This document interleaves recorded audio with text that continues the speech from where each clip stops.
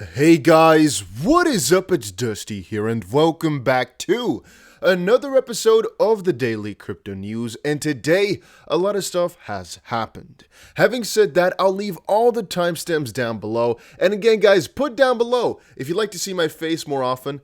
The only problem is, you can see, delay, test. For right now, I'm still trying to figure out exactly how to do that. Maybe I should just buy a good little camera. But once more, put down below if you'd like to see the face cam in the bottom with like a green screen, or rather just the news without anything. I'm down for whatever, so let me know. Having said that, Robinhood, right? We talked about them yesterday partially. Just want to quickly let you guys know, I honestly believe that if they were to pick a new cryptocurrency to list, there's a 95% chance that the first crypto that's going to be is going to be XRP.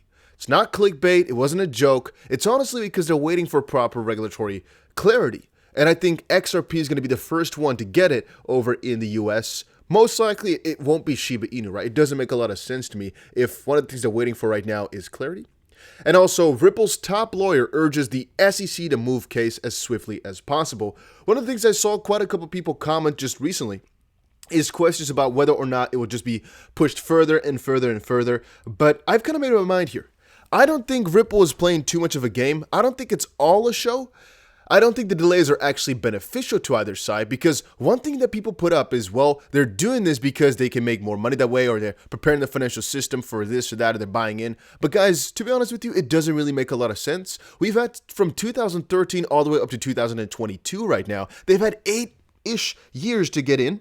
So why would they stall these next couple of months in the SEC case?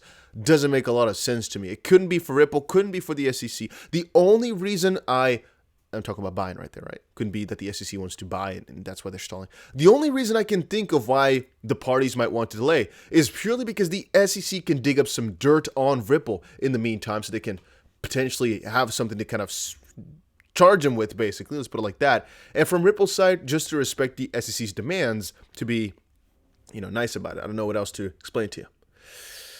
So yeah, I've been thinking about that for a long time. See, it's so annoying that it doesn't. It's not instant. If I just make the videos like this from now on, I just go record like this. You probably wouldn't notice. So our next little subject for right now, that's gonna be too awful. Can't do that. It's gonna be awful. Our next subject for right now, I saw Selfridges over in the UK. Apparently, they're going to sell over-the-counter NFTs. Have absolutely no idea what they mean with that in the sense of why they would be doing it or how.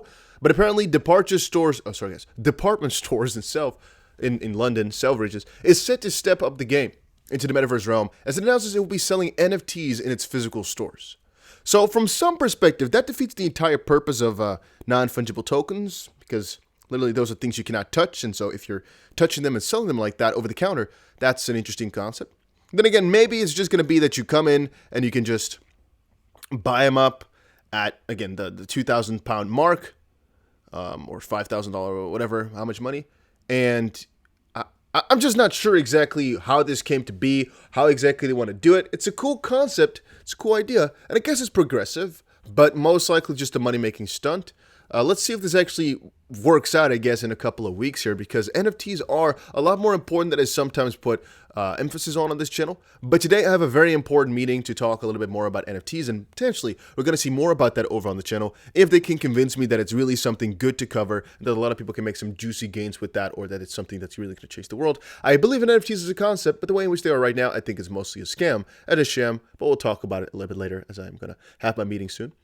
I want to quickly, before we move on, talk about Tesla. They just announced they're accepting Dogecoin for the merch. So if you want to buy some Tesla merchandise, you can now use Dogecoin. That's when the Dogecoin price pumped about 20%. And while every other crypto were going down, it pumped, which is rather interesting.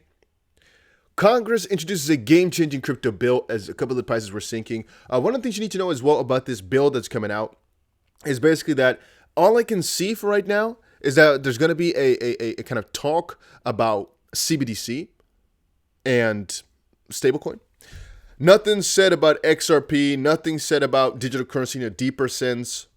Maybe though, because Tom Emmer also had a kind of like a interesting bill, I guess, that he put up. We should actually make a difference here. There's a bill that Tom Emmer put up, which is about the Fed, basically, like I said in the John Dean interview, like the Fed cannot really access your personal data too much. But the proposal from the Federal Reserve is basically a new framework, a new report on CBDC, and that's actually the most interesting one because that's, of course, what's going to change the tide or whatever you want to call it right there. That's going to put ourselves on the map or something like that. And I guess you can call it that's the one I'm excited for, as it's going to basically determine whether or not stablecoins will be banned or some bad will happen to them or what. We'll have to see about that, but it's going to be interesting if you ask me. Having said that, Rio de Janeiro, I don't know how I pronounce it in I guess, a Portuguese accent, to invest in crypto.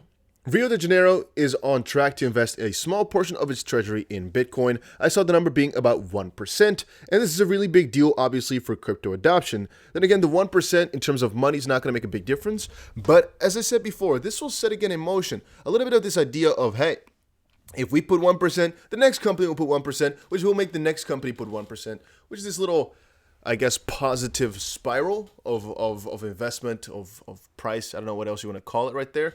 So you can definitely say I'm excited for it, even though I am not 100,000% sure how much money this is. I have actually got no idea, nor in what fashion they're going to be buying it. But I guess they're following into the footsteps of a couple other places like Miami and basically New York, who are really progressive towards it. And it's going to be interesting. On Friday, Rio de Janeiro will publish a decree to establish a working group on Bitcoin investing. Let's see how this goes. It's one of the first places to do so. A lot of other places will come right afterwards. Not exactly sure which company, or I should say which city, I guess, is going to be next on the line. But this will be the standard in a little while from now. It's just a start, but it will get bigger and bigger. Here's a little Tesla announcement officially, just quickly also putting that in here. All right, the digital asset investor. I actually have Stuart Alderoty open somewhere here. I'm not sure exactly where. I think it's... I might have actually closed it now by accident. Well, whatever. I had Stuart Alderoty open here at the start. He's the general counsel over at Ripple, our legal genius, basically. And one of the things which I'd like to say about that is he's basically been guiding us through a couple of these newer pieces in the Ripple VSC lawsuit. And what he said right now was, we're pleased with the court's order, which grants Ripple access to important documents that the SEC was withholding. We remain optimistic that resolution of this case will provide much needed clarity to the industry. And so, guys, I cannot shout how excited I am for the near future in the sense that these guys want to move it through quickly as well. I've really made up my mind. There's almost no way in which the Ripple side wants to extend this longer. Whatever show or type of thing we can think of here, it doesn't really make a lot of sense from Ripple's side. It makes a lot of sense from the SEC side, though, which is why I'm telling y'all, think about it for yourself as well. It could just be on the XRP front. And then, or I guess on the SEC front. And then Wrath of Kahneman shared this. One implication the recent motion decision cements is that the views expressed by the SEC members, specifically Hinman, on the website are meaningless and not guidance. ETH might want to pay attention. This is interesting because the judge writes that the defendants have not demonstrated the SEC's internal discussions bear on the fair notice defense. So the fair notice defense will rely on what has been publicly noted and what Ripple et al.'s efforts to understand them were. It will be interesting to see if parts A, C to F, whatever, of entry 1 yield important information for Ripple. Phil Law has highlighted them for our ease here. More commentary from an actual lawyer is that they didn't do as well as we expected. Well, one thing I'd like to comment on here is, we can check this out. The court expressly found that in this case, it's unique, and that the amount in controversy also is substantial, and the public interest in resolution of the case is also quite significant. Okay, cool. But I wanted to share here, I think a very important thing to understand here is, guys, one of the imperative defenses, I believe, right? I think that's what it's called, for Ripple, is the fair notice defense, which basically means that the SEC did not give them fair notice that they do something wrong. It basically was an easy point for, I'm going to say, the SEC side to just say, hey, William Hinman gave a speech regarding Bitcoin, Ether, yada, yada, yada. He gave kind of like a little framework. Ether was fine, and a lot of others were not fine, were all securities. So at that point, you should have known, because that was our clarity. Right now, it's been determined by the court, by the SEC, by Ripple, everybody, that it's just a personal opinion. And even though it's bad because Ripple can now not get the information from him, it's also kind of good to put into perspective here that it's going to be a lot more difficult for the SEC to now say that Ripple did have fair notice. And so, from a certain perspective, we can say that it's a win-win on both sides. The SEC won because they don't have to hand over all the deliberations of the speech. Then again, Ripple also won because they can see into the emails that went before the speech, which might, I guess, show that it was more than an opinion, or there's a controversy, or there's a contradiction in that. it could just show a lot of different things. But I think in any way, shape, or form right now, whatever result we had for William Himmon's speech, albeit an opinion, albeit official regulatory clarity to some degree, every outcome in that sense was positive. And so I'm honestly thinking that this is going to also add, if you ask me, positively to the Ripple lawsuit. I think this would be a very nice announcement. And again, remember, guys, it's got to be over in 2022. I know it sounds like a freaking bore and it takes a long time, but I got to remind you all, I've actually 10x'd my crypto holdings, not actually crypto as a whole, but my XRP holdings, I should say, in 2022. It's 2021, making mistakes left and right. And so I'm honestly not really too sad or disappointed if it were actually to take another couple of months for all of this to fix itself. I wouldn't be too sad, because I can get a lot more crypto this way, and I'm honestly not really in a position where I feel like I have enough. I never feel that way, though, so maybe that doesn't say much.